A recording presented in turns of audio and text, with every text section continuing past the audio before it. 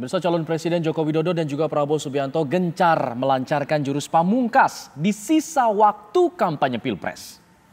Jokowi kerap memamerkan kartu sakti yang menjadi program andalannya. Sementara Prabowo berjanji menurunkan harga kebutuhan pokok dalam 100 hari. Efektifkah program prioritas kedua capres untuk mengambil hati pemilih hak suara?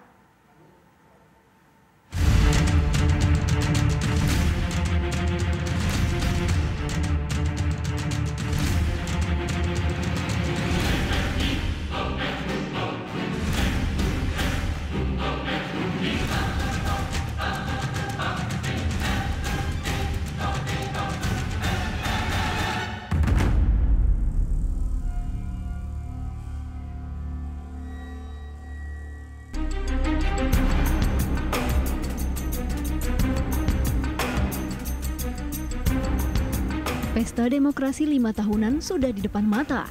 Kedua kandidat calon presiden berlomba-lomba mengambil hati pemilih di masa kampanye yang tinggal menghitung hari. Di kubu 01, Joko Widodo tak henti menawarkan kartu sakti yang jadi program unggulannya.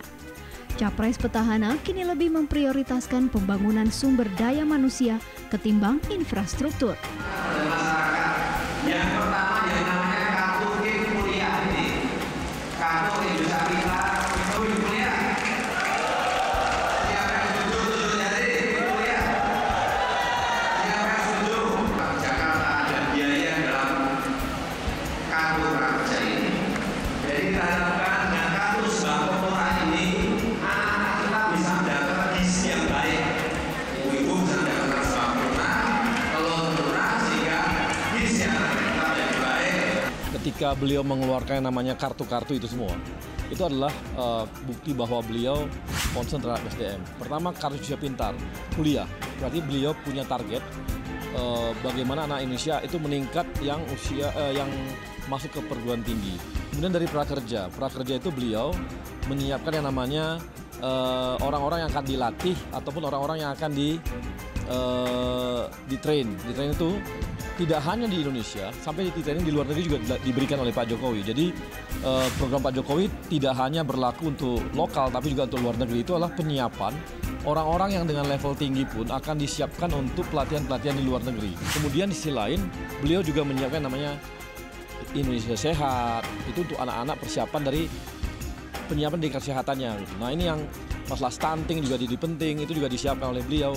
Pembangunan SDM 5 tahun ke depan itu jadi prioritas bagi Pak Jokowi. Nah, bagaimana dengan infrastruktur? Kalau infrastruktur itu tetap sebagai pondasinya. Tetap ada porsi tersendiri juga untuk infrastruktur, tapi memang ke depan di samping dari infrastruktur ada juga SDM yang akan diprioritas Pak Jokowi 5 tahun ke depan. Kendati demikian, fokus strategi Jokowi yang bergeser ke pembangunan sumber daya manusia justru dinilai kurang tepat. Kalau saya melihat pergeseran fokus dari infrastruktur ke SDM tidak begitu efektif atau tidak begitu tepat bagi incumbent ya dalam strategi kampanyenya.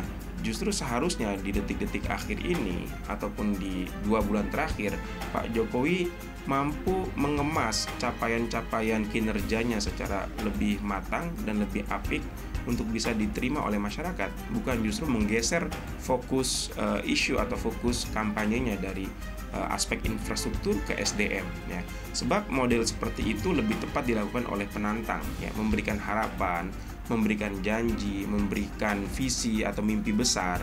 Kalau bagi seorang incumbent, justru model kampanyenya harusnya menekankan kepada capaian-capaian yang sudah dilakukannya dalam 4,5 tahun terakhir ini.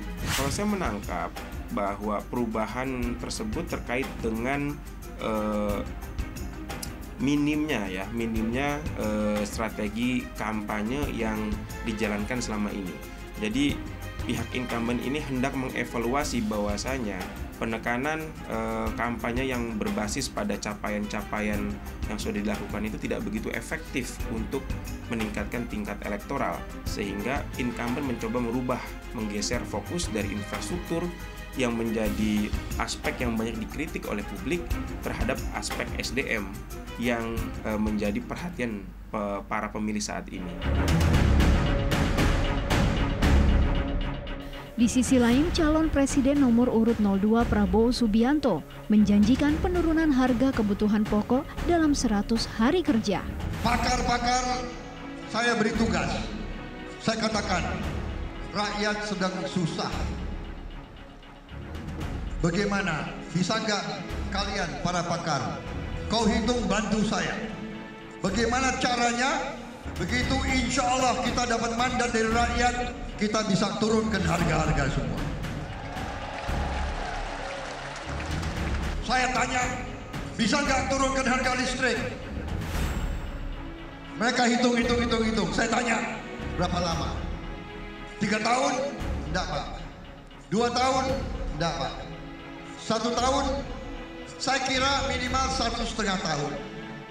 Hitungan saya. Dia hitung, dia mengatakan, tidak Pak, 100 hari pertama.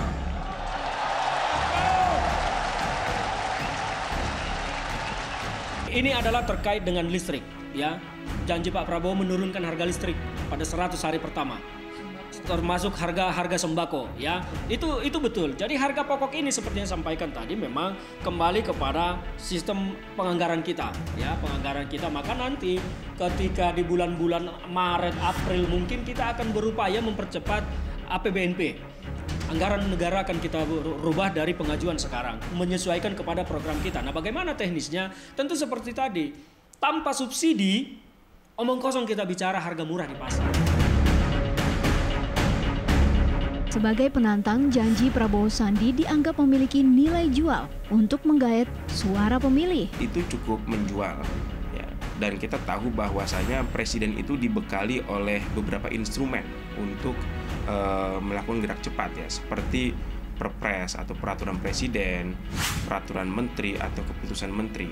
Misalnya kalau Pak Prabowo hendak menurunkan harga listrik di 100 hari pertamanya, maka yang disasar adalah perubahan keputusan Menteri ESDM, ataupun demikian terkait dengan merubah atau menurunkan tarif BBM, harga BBM. Maka yang dirubah terlebih dahulu adalah perpresnya. Jadi menurut saya 100 hari itu yang dicanangkan oleh Pak Prabowo masih cukup masuk akal kalau memang instrumen yang digunakannya adalah perubahan regulasi di level presiden atau di level menteri. Tapi tentu ini akan menimbulkan problem di fiskal, karena 100 hari pertama setelah Pak Prabowo nanti barangkali akan dilantik menjadi presiden, Pak Prabowo ini akan masih menggunakan APBN yang ditetapkan di era Jokowi, gitu. Jadi ada hambatan-hambatan fiskal yang dihadapi oleh Pak Prabowo sekalipun nanti ingin melakukan satu terobosan-terobosan yang strategis. Di tengah gencarnya 01 dan 02 menebar janji demi meraih suara, kebijakan ekonomi yang ditawarkan kedua kandidat memiliki inti yang serupa.